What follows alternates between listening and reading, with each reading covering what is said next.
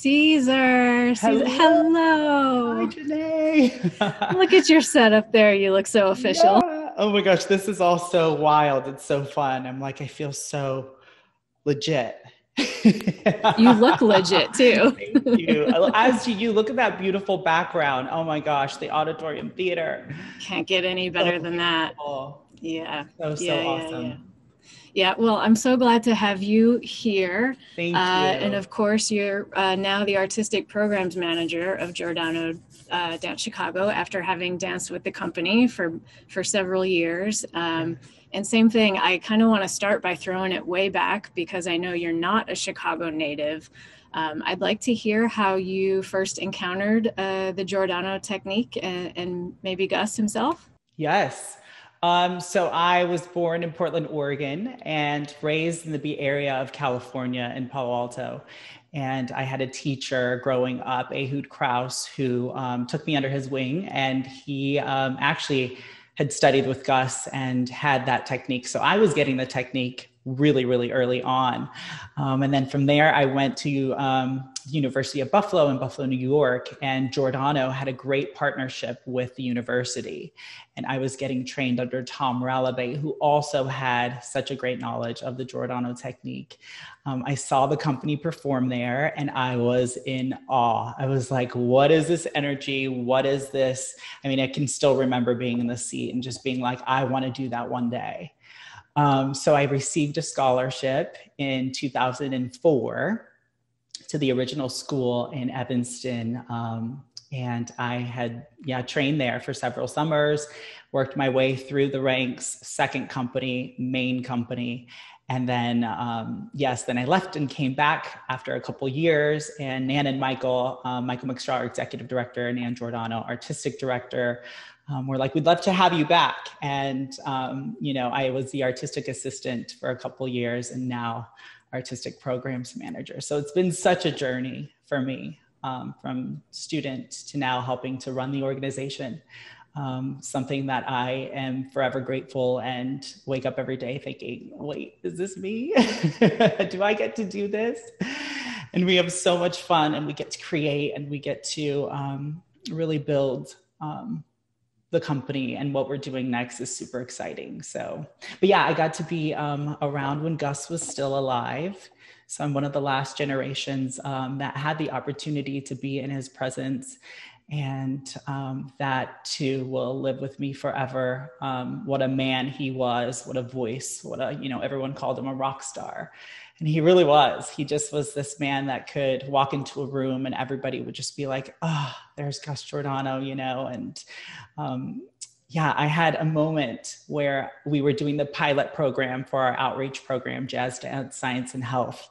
And we go into different Chicago public schools. And he was still alive. And I started to teach the Giordano technique, but it was still very new to me. And I remember him coming in to watch me teach. And I was like, oh my God, I'm not ready for this. To have him in the room was really, really super exciting. And of course, I remember him giving me a couple notes saying, you still need a little more work on that and this. But yeah, I've grown so much since then. I think he'd be proud of me now. Oh, for sure. And oh my God, no pressure to be teaching the I technique with the know. man Oh in my the room. gosh. Well, and a lot of the technique I get to teach, and the reason why I know it is because of Nan. She's really groomed me to take the technique. And I mean, I get it from her all the time, assisting her for different projects. And, we travel all over the world together, teaching the technique. And she has a certification program, the Nan Giordano certification program, which gives educators, educators the opportunity to get certified in the Giordano technique. So. And for those who haven't seen the Giordano technique and style, can you describe that quickly? And also tell me, what about it resonated with you personally back when you were a student and decided that's what you wanted to do? So the style is super grounded. And the use of the center and the pelvis is really into the floor. It's very upright and regal. We use this open regal neck that gives those classic Giordano lines. There's a lot of strength and power behind it. And how it was always taught to me by Gus and by Nan is that it comes from the soul. And that's what's the staple trademark of the Giordano technique. If it's not coming from within, it's not authentic. And that's the best part. And really, that's how we live our life. All of us dancers that have come through that are here now, it's from within. That's how you live your life. It's kind of the Giordano way. And what attracted me to it was just that. It's the fact that like you can create these beautiful, elegant lines, still being grounded and still having that thrust and that edge and that push and power that's, you know, creates an amazing energy. Not just in our teaching, but you see it on stage. And one of the things that I love that Nan says all the time is you don't just see it, but you feel it. Right. And that's another huge trademark of it, is that you get to just feel what that's like. And for me, whenever I perform or whenever I teach it, it's super electric. It's like in your body, and it's like, yeah, it's really, really incredible to feel. Yeah, and I think you're a testament to Gus's dissemination. I mean, his teaching was so widespread, you know, that it was reaching you across the country, and right. You know, books and records and all of the stuff that he did, like, you know, pre-YouTube and definitely pre-Zoom, right? You know, his teaching was just so widespread. And now I see you teach all the time too. At what point did teaching become a part of your dance career? I always had a knack for it. I really loved teaching. I think just from all of my mentors growing up, I saw how they were transferring the knowledge and the information. And I was like, I want to do that too. I have a gift in doing that as well. And it's something that I love to do. It's probably my most favorite thing is to teach. And I gained so many skills being just at Giordano, and, you know, working with Nan, who's just an incredible, incredible source of inspiration and light. And what she gained from her father and how she's generationally passing it down is something that I really want to do next.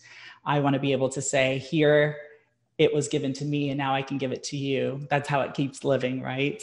And so, yeah, it's amazing to go to so many places where Gus has been to, you know, or Nan has been to, and everyone always says, well, I took class from Gus in the 70s, or I took class, you know, and there I am. I'm like kind of back in those steps and teaching it, you know, in a different way, and holding true to the legacy of what he created, and now what Nan is doing and what the company is being, and how the impact that we're having globally is pretty exciting to see. And it's ever growing, it's ever changing. That's what jazz dance is. That's what I love about it too. Yeah, I want to talk about Wings, because I feel like it's a story that just encapsulates so much of what you're already talking about in this history.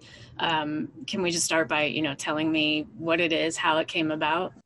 Wings is a beautiful solo that Gus set in 1978. And it tells the story of what happens to our spirituality or our soul once it leaves the physical body, and that journey that you go through. And it's a 4-minute solo, one of the hardest things I have ever done in my entire life, but one of the most gratifying and life-giving as well. It's set to Joan Baez's Swing Low, Sweet Chariot. And it's full of Giordano technique, that passion, that fire, that groundedness, that spirit. I had the opportunity to perform it actually at the auditorium where you are, yes. It was our 55th anniversary of the company. So 3 years ago, when our 58th. And it was Dan Giordano's 33rd year at the helm. And so she came to me and said, I would love for you to perform this piece again, something that I had always done in the company. And so I was like, oh my gosh, I'm retired. I don't know if I can perform this piece. It's like the hardest thing ever. You're literally extensions and penchés and pirouettes and use the contraction, and everything's in there in 4 minutes. And I'm like, I don't know. So it took me 8 months to get back into dancer shape. And I was like, I remember being company class with the dancers and being like, I am not cut out for this. Like, here I go. But I also had the opportunity to perform it with the Bournet family singers, who they are an incredible, their voices are just angelic. It's a mother and her 8 children. And they were on stage live with me too. And I'll never forget that experience. It was so incredible. So coming out of retirement, training for 8 months, performing this iconic solo for the choreographer's daughter in her honor on the stage of the auditorium. Oh my no gosh. pressure. All of that, no pressure. Yeah. I know. I remember walking out on stage and you could hear a pin drop. Like you couldn't hear a pin drop. It was like so silent. And I was like, is there anybody out there? But just that command you have to have for the piece, and everything that I did up to that moment to train for, I was super ready. And yeah, my whole family flew in from all over the place. My grandmother, who had never seen me perform, got to see me for the first time ever. She was 80, so that was really, really special for me to have that as well. And what were you, because, there was such meaning behind it too, what were you drawing on besides your technique to really bring that performance to life the way you did? I was drawing on the fact that I have been given this opportunity to further give what was given to me and to further push jazz dance and the Giordano technique in a place that we continue to elevate every day. And I feel like it's my life mission, not just mine, but us as an organization, through Michael, through Nan, through Joshua Blake Carter, who's on our team, through the dancers and our board and everyone, is to continue to create and expand what jazz dance is. And I feel like we're doing that in so many different ways.